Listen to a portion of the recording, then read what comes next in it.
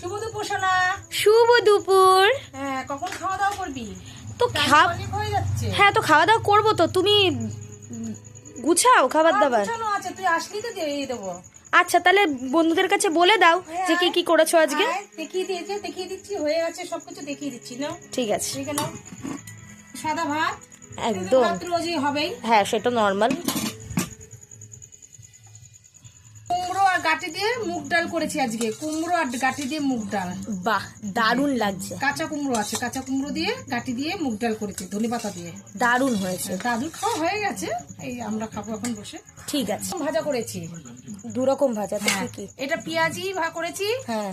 আর এটা কি বলতো, এটা নিউ স্টাইলের, এটা মচমচে হয়েছে। কি বলতো, কি আমি বুঝতে পারছি না। কাঁচা কুমড়োর আটি যে বীজ হয়, হ্যাঁ, সেটার উপরটাতে সে দিয়ে বানিয়েছে এটা। বাহ, তো নতুন ধরনের একটা আইটেম। হ্যাঁ, করেছে এটা।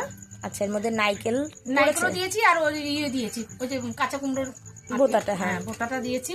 আচ্ছা, লাস্ট করেছি মাছের চচ্চড়ি, একদম ঝাল, শুকনো শুকনো করে একদম ঝাল ঝাল করেছি। এবার মধ্যে শুকনো লঙ্কা টঙ্কা দিয়ে একদম, এবং কুচি কুচি করে আলু দিয়েছি।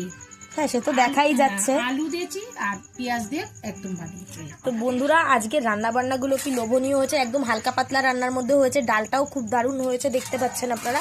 আর ডালের সাথে যদি ভাজা থাকে আর তো কোনো কিছু লাগেই না। আর এই মাছ চচ্চড়িটাও দারুণ হয়েছে, দেখতেই দারুণ লাগছে। তা বন্ধুরা, আজকে রান্না বান্নাগুলো কেমন লাগলো অবশ্যই জানাবেন। আর ভালো লাগলে লাইক, সাবস্ক্রাইব, শেয়ার এবং ফলো করতে একেবারে ভুলবেন না। যেটুকুই, টাটা।